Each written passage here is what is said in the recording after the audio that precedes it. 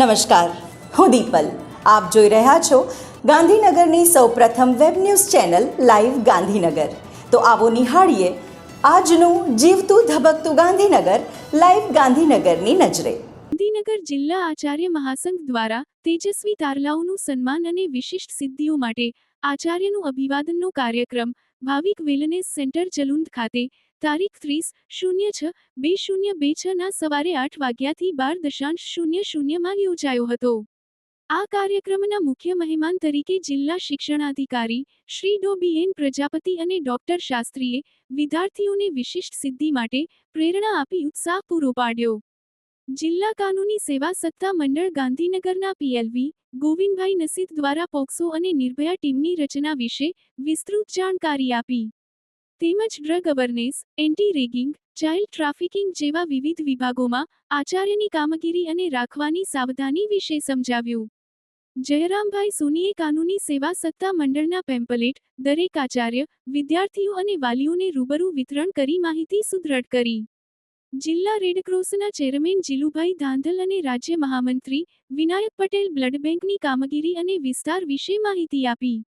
ઉપરાંત education inspector Pankajbhai પટેલે માળખાકીય ફેરફાર અને સજ્જતા વિશે સમજાવ્યું. તેમજ ભાવિક વેલનેસ સેન્ટરના પ્રમુખ ટ્રસ્ટી જિલ્લાની 188 જેટલી શાળાના આચાર્યો તેમજ ઇનામ મેળવતા વિદ્યાર્થીઓ અને વાલીઓ મોટી સંખ્યામાં હાજર રહી પ્રતિભાને પુરસ્કાર અને સરસ્વતીનું પૂજન કરી કાર્યક્રમની સફળ બનાવ્યો. જિલ્લા આચાર્ય સંઘના અધ્યક્ષ શ્રી સુરેશભાઈ બી ચૌધરી, પ્રમુખ શ્રી પ્રદીપસિંહ ચાવડા, મહામંત્રી સુરેશભાઈ ડી ચૌધરી, કાર્યાલય મંત્રી શ્રી આશીષભાઈ પટેલ સૌના સ્વાગત અભિવાદન તેમજ કાર્યક્રમને સફળ બનાવવા ખૂબ જ ઉત્સાહિત હતા.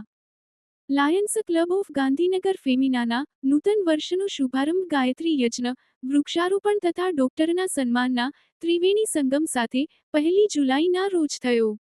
ડોક્ટર્સ ડે નિમિત્તે સિવિલ હોસ્પિટલ ગાંધીનગરના સિનિયર ડોક્ટર નિયતિ લાખાણી તથા ફેમિના ક્લબના મેમ્બર્સ ડોક્ટરનું સન્માન કર્યું. પ્રમુખશ્રીના નિવાસસ્થાને ગાયત્રી યજ્ઞના મંત્રોચ્ચારથી વાતાવરણ આધ્યાત્મિક બની રહ્યું. સાથે પરિસરમાં વૃક્ષારોપણ કર્યું. આ કાર્યક્રમ president Jagruti Vyas, past president Dimple Desai, vice president Bhumi Jogani, મંત્રી સંજુ ગુપ્તા, બીના ચોકસી તથા મેમ્બર્સની હાજરીમાં સંપન્ન થયો. સરકારી વાણિજ્ય કોલેજ ગાંધીનગર ખાતે આજ રોજ પ્રથમ વર્ષમાં પ્રવેશ મેળવેલ વિદ્યાર્થીઓ માટે ઓરિએન્ટેશન કાર્યક્રમનું આયોજન કરવામાં આવેલ હતું.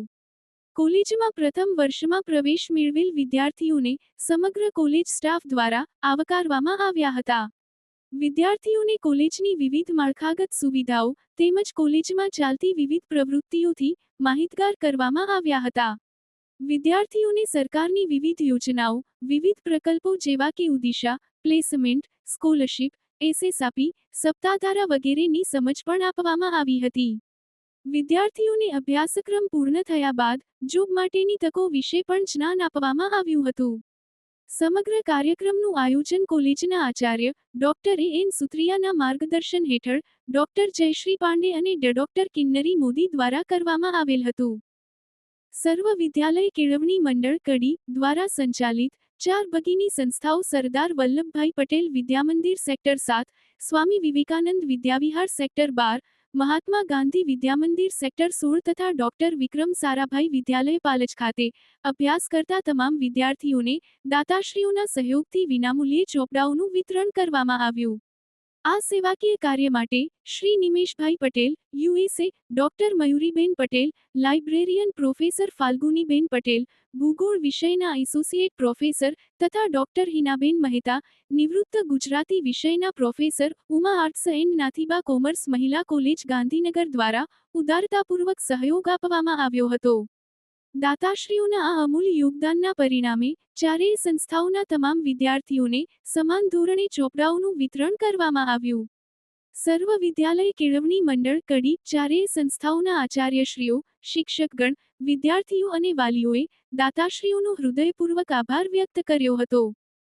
શિક્ષણ ખાતાના વહીવટી સ્ટાફના પેન્શનરોનું મંડળ ગાંધીનગર દ્વારા શિક્ષણ વિભાગની ગાંધીનગર ખાતેની અલગ અલગ કચેરીમાંથી નિવૃત્ત થયેલ કર્મચારીઓ ગોવિંદભાઈ પ્રજાપતિ, ઓડિટર ગ્રુપ 1 ઉચ્ચ શિક્ષણ કમિશનરની કચેરી Gandhinagar, Babubhai S Patel, auditor group એક કમિશનર શાળાઓની કચેરી ગાંધીનગર લક્ષ્મણભાઈ ડામોર, ઓડિટર ગ્રુપ એક પીએમ પોષણ યોજનાની કચેરી ગાંધીનગર તથા Govindbhai Vaghela, senior clerk, commissioner શાળાઓની કચેરી ગાંધીનગર તથા દિનેશ વાઘેલા સેવકનું શાલ અને પુષ્પગુચ્છથી સન્માન કરવામાં આવ્યું હતું અને નિવૃત્ત થયેલા કર્મચારીઓને શુભેચ્છા પાઠવી હતી.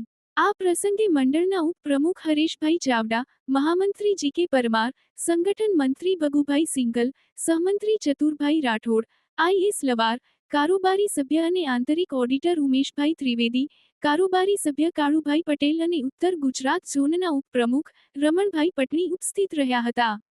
શિક્ષણ ખાતાના વહીવટી સ્ટાફના પેન્શનર મંડળના જિલ્લા યુનિટ સુરેન્દ્રનગરના સભ્યો દ્વારા નાગરભાઈ મોહનભાઈ પરમાર, સિનિયર ક્લાર્ક શેઠ એનટીએમ હાઈસ્કૂલ સુરેન્દ્રનગર તથા માવજીભાઈ કમેજળિયા ઓડિટર ગ્રુપ એક જિલ્લા શિક્ષણ અને તાલીમ ભવન સુરેન્દ્રનગરનું પણ શાલ પુષ્પગુચ્છથી સન્માન કરવામાં આવ્યું હતું.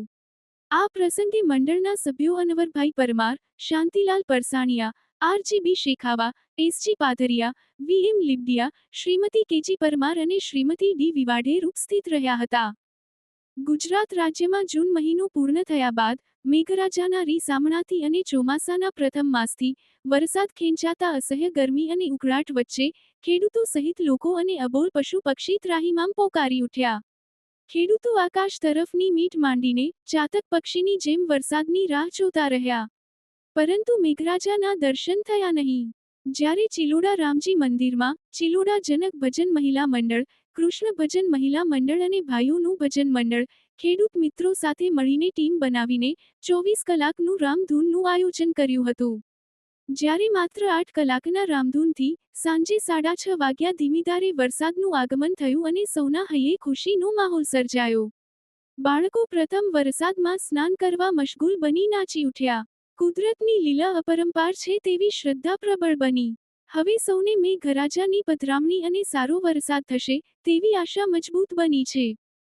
તો દર્શક મિત્રો, આપે અનુભવ્યો ગાંધીનગરનો ધબકાર. આપની આસપાસ બનતી આવી જ ઘટનાઓની જાણકારી અમારા સુધી પહોંચાડવા માટે સ્ક્રીન પર દર્શાવેલ નંબર પર વોટ્સએપ દ્વારા અથવા ઈમેલ આઈડી પર મેલ કરીને આપ અમારો સંપર્ક કરી શકો છો. ધન્યવાદ.